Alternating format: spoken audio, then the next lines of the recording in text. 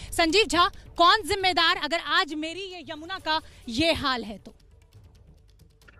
देखिए, आज जो एक विजुअल चल रहा है, ओखला बैराज का विजुअल लगातार मैं देख रहा हूं और सभी टीवी चैनल पे चल रहा है।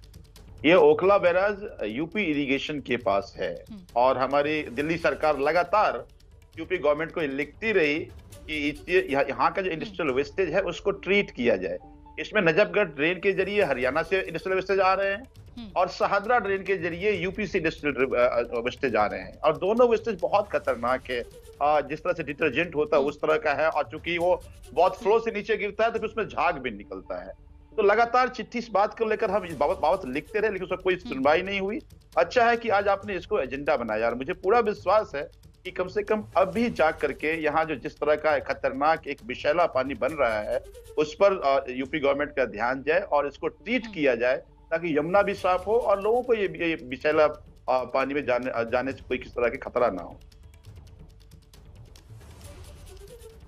संजीव झा जी, आपने बहुत आसानी से सारी जिम्मेदारी उत्तर प्रदेश सरकार के ऊपर डाल दी, लेकिन यमुना की कुल लंबाई जो कि 1376 किलोमीटर है उसका 2% हिस्सा दिल्ली से होकर बहता है। मैंने मान लिया कि बाहर की स्टेट से जो पानी आता है उसके जो केमिकल है उसका ट्रीटमेंट नहीं होता है और इसलिए ये जिम्मेदारी आपकी नहीं है, लेकिन दिल्ली में रहने वाली जो महिलाएं आज छठ के मौके पर यहाँ पर डुबकी लगाने आई और उनके स्वास्थ्य के साथ खिलवाड़ हुआ, उसके लिए तो जिम्मेदारी आप लेंगे या उसके लिए भी नहीं लेंगे?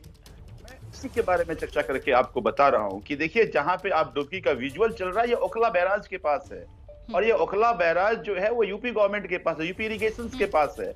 उसकी साफ सफाई की जिम्मेदारी यूपी इरिगेशन की है, जो अपनी जिम्मेदारी लगातार दिल्ली सरकार, हमारे दिल्ली के जल बोर्ड लगातार चिट्ठी लिखते रहे और हमारे दिल्ली फ्लड इरिगेशन लगातार चिट्ठी लिखते रहे कि यहाँ पर वाटर को ट्रीट किया जाए, ये जो इंडस्ट्रियल वेस्टेज आ रहे हैं उसको ट्रीट किया जाए। लगभग 165 एमजीडी सर्विसेज में आते हैं। अब इससे इधर देखिए, छठ का पर्व है, मैं आपकी बात समझ गई, उस ट्रीटमेंट की आप बात कर रहे हैं, मैं आपकी बात समझ गई संजीव झा, लेकिन इससे इतर मैं आस्था के ऊपर अब आना चाहूंगी क्योंकि इसको लेकर आज सियासत बहुत गर्म है। मनोज तिवारी यहाँ छठ के इस घाट पर पहुंचे थे, उन्होंने भी लगातार सवाल खड़े किए भीड़ जुटाने को लेकर, घाटों पर इजाजत ना देकर आपकी दिल्ली सरकार सवालों के घेरे में है कि भावनाओं का ध्यान नहीं रखा गया। इसका क्या जवाब आप देंगे? देखिए, मुझे लगता है कि छठी मैया की पूजा के नाम पर बीजेपी पहले दिन से राजनीति करती रही है। एक बात बताइए कि डीडीएमए में फैसला आता है कि पहले कोरोना के कारण दिल्ली में छठ नहीं मनाया जाएगा। फैसला डीडीएमए का है जिसके चेयरमैन एलजी हैं। अब मनोज तिवारी जी एलजी के पास नहीं जाते, वो अरविंद केजरीवाल जी के दफ्तर में धरना देने आ जाते हैं। फिर जब अरविंद केजरीवाल जी ये चिट्ठी लिखते हैं कि दिल्ली में छठ पूजा हो, कोरोना कम हो रहा है, बाकी आयोजन भी हो रहा है, तो एक राइडर और ऐड कर दिया डीडीएमए ने, एलजी साहब ने, कि यमुना किनारे ना हो। अब यमुना किनारे नहीं पूजा हो तो फिर मनोज तिवारी या बीजेपी के लोग अपने एलजी के पास, एलजी तो उनके अपने हैं ना। एक तरफ तो ये कहते हैं कि सरकार का मतलब एलजी, दूसरी तरफ कोई अगर मान लीजिए किसी तरह का आरोप लगाना तो फिर केजरीवाल जी सामने आ जाते हैं। डीडीएमए का फैसला है, डीडीएमए के चेयरमैन एलजी हैं।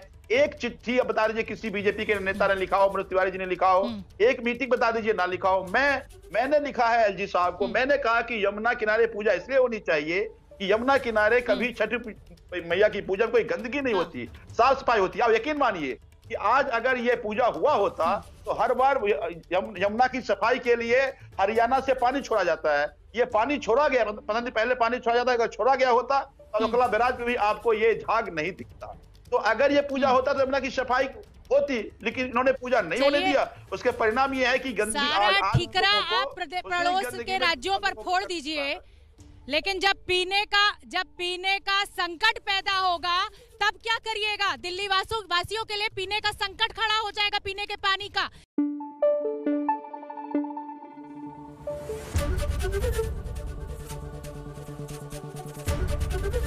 एबीपी न्यूज आपको रखे आगे।